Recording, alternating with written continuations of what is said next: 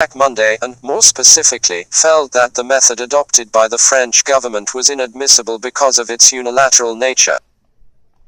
Emphasizing the community quality of the Europe to be built, implying a spirit of solidarity which went beyond individual nations, this speaker advanced the view that French diplomacy no longer believed in this concept and preferred to confront its partners with a fait accompli. But a French participant belonging to the government majority group replied that the cessation of European construction dated back rather to the 17th of April 1962 when the Fouchet Plan was rejected, a plan which represented an initial stage in that it provided 4 periodical meetings between governments, a clearly defined organization covering defense and foreign and cultural policy which may have been modest but which could have been the embryo of a greater organization. The French attitude in January 1963, said the speaker, was solely due to the fact that it was impossible for Great Britain to accept all the conditions of the Rome Treaty. The building of Europe meant accepting one's share of the responsibilities and burdens. Addressing the meeting again towards the close of the discussion, the Belgian speaker emphasized that, as a supporter of an integrated Europe rather than of a simple alliance, he considered British participation in the European institutions vital since French opposition made the former formula impossible. A British participant, supported by various other speakers, considered the Brussels breakdown to be the result of a combination of factors rather than of the French government's attitude alone, and that the responsibility should not be attributed exclusively to the President of the Republic. With the support of other speakers in the subsequent discussions, see item E of the agenda, he argued that it was above all essential to avoid any policy calculated to hinder Great Britain's association with Europe when the time came. A number of American participants considered the contention that their determination to intervene on behalf of their allies was any less than in the past to be utterly without foundation. In particular, they stressed the extent of American forces in Europe and the importance of their country's financial contribution to joint defense. Nearly 400 American troops were stationed in Europe, some of them accompanied by their families, and this demonstrated the permanent nature of their commitment, although the North Atlantic Treaty had been sold to the American public without any implication that American ground forces would be stationed in Europe under it. In this respect, actions had outstripped commitments, just as the United States had already intervened in 2 world wars without having previously committed itself to do so. The American attitude had always been governed by long-term considerations without regard to the circumstances of the moment. Similarly, on the financial level, military expenditure had continued to be extremely heavy. At the present time, 60 cents out of every dollar of public funds went to defense. Must the United States go bankrupt, asked one speaker, in order to convince its European friends? Many U.S. congressmen would be only too happy to see Europe take over the defense of Europe, if only to save the $3 billion which it cost to maintain American troops on the continent. In fact, however, not one American congressman, even though all would one day have to seek re-election, queried the commitments entered into with America's allies. An American speaker also commented that continued European suspicion of American promises might eventually bring about a swing in United States public opinion which would have regrettable consequences. A French participant, supported by a Belgian participant, a German speaker and a British participant, condemned all and every display of suspicion concerning American determination to remain in Europe. To question that determination, he said, almost amounted to clearing the way for such an eventuality. Another French speaker occupying an independent position observed, however, that allowance must be made for strategic evolution which, within a few years, might deprive the presence of American troops in Europe of any meaning, especially if the concept of Fortress America, which was already suggested by the present development of Polaris and Minuteman missiles, were to become a reality.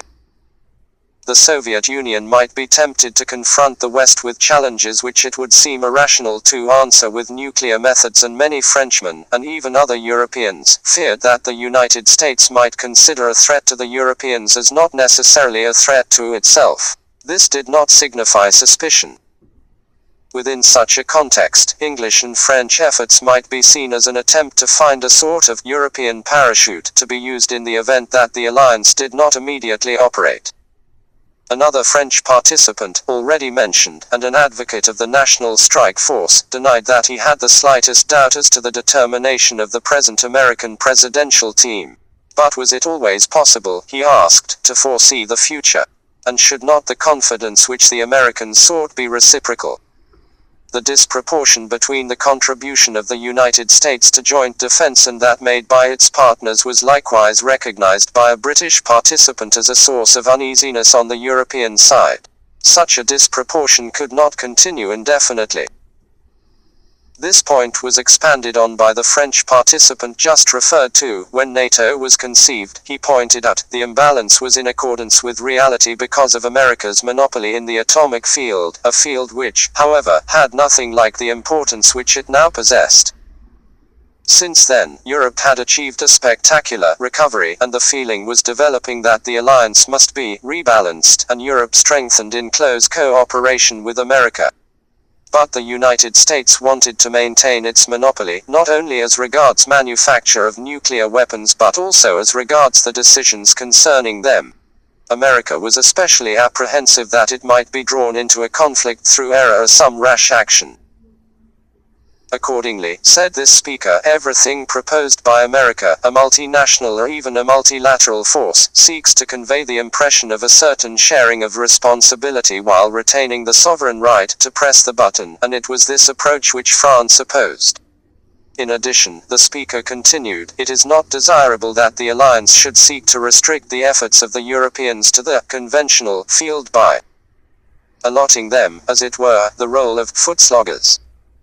Finally, at the present time, the military effort in the nuclear sector conditioned, so to speak, however regrettable this might be, the development of an atomic industry, a field in which the lack of balance is also very pronounced.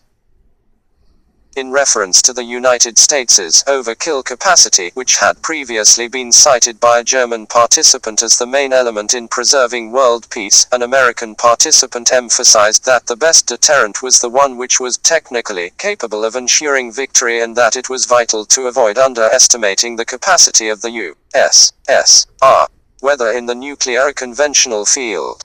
In order to cover all objectives within the minimum space of time, maximum capacity was essential. Arguing along similar lines, a Turkish participant considered that this superiority constituted the best deterrent force available within the alliance and that, if this was a fact, it was erroneous to pretend that the United States thereby imposed its will on its allies within NATO. This point was also taken up by a Belgian participant who contended that if the Americans could be blamed for anything it was not because they had not applied their leadership with sufficient consistency and force. Criticism of this leadership, a German participant observed, often reflected a Maras-type nationalism, since there was no example of the United States having sought within NATO to impose a resolution with which the other member countries refused to associate themselves. A British participant asked whether it was certain that Europe was ready to assume all its responsibilities, more especially of a financial order, to establish a genuine balance with the United States. At the present time, it would seem not.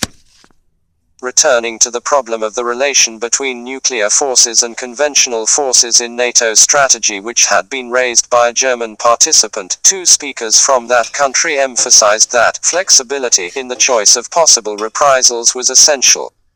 A defense system which only had nuclear forces available would find itself in the position of a policeman with nothing but a submachine gun to preserve order. It was up to the Allied powers to make their contribution in those complementary fields where inadequacies were apparent. On the other hand, said one of these speakers, if we invest too much in conventional arms, which is not the case at present in Europe, we run the risk of weakening the credibility of our deterrent force. While not denying that the alliance was confronted with various problems, an American participant contended that, on the basis of its practical operation, its balance sheet was a positive one and that substantial progress had been made since 1949. In discussing the American nuclear monopoly, it should be remembered that this only applied to the possession of such weapons. The speaker referred to the plans which had been drawn up to allow for the use of nuclear and conventional weapons alike and pointed out that such plans had been made by an integrated inter-allied team comprising virtually all member nations. Similarly, SHAPE, an organization possessing a regional structure, received its orders from the Standing Group which, in turn, was governed by the NATO Military Committee in which the political lines were laid down by 15 nations. The military command merely applied these directives.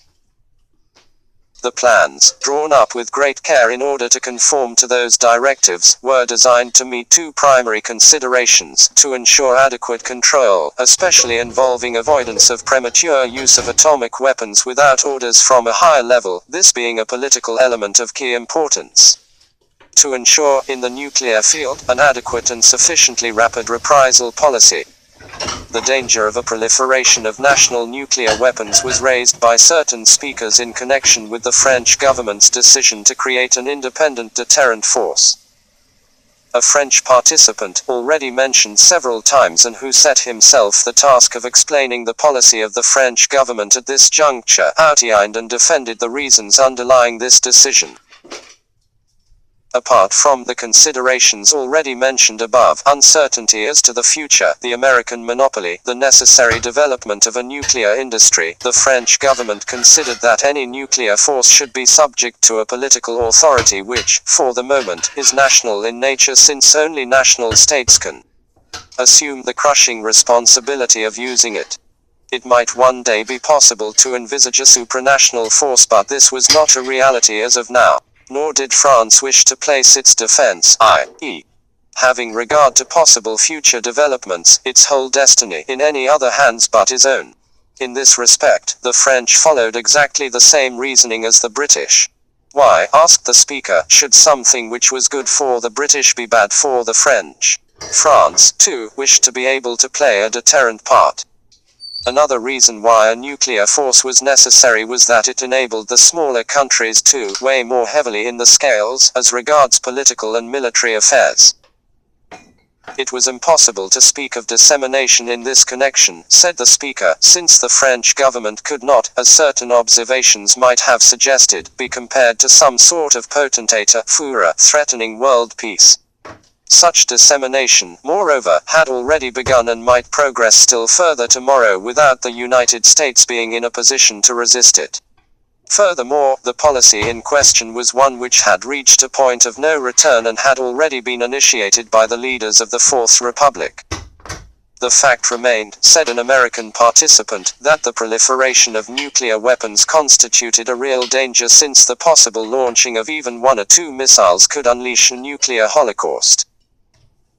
In this connection, there was a tendency to think of nuclear weapons as a mere extension of conventional weapons, whereas the reprisals which the former might provoke could not be limited to a specific region but could immediately extend to the whole Western world. This latter point was likewise emphasized by another American participant. A Netherlands participant stressed that the European countries could not wait and do nothing but must take steps to promote the Atlantic Partnership by strengthening Europe. But how could action be taken if there was the permanent possibility of veto by a single nation? The speaker insisted that Western defense could not be guaranteed by a juxtaposition of national nuclear powers. The question was whether we were going to build an organization for peace on national rivalry between sovereign states, and therein lay the responsibility of our generation. A Belgian speaker, already quoted, regarded the French decision to acquire an independent nuclear force as the real cause behind the breakdown of the Brussels negotiations because of the position adopted by Great Britain in the Bahamas, and expressed vigorous opposition to that decision. The principles which had governed Western policy for 15 years past were being challenged, and this seemed to be due to France's determination to possess an independent nuclear force. What political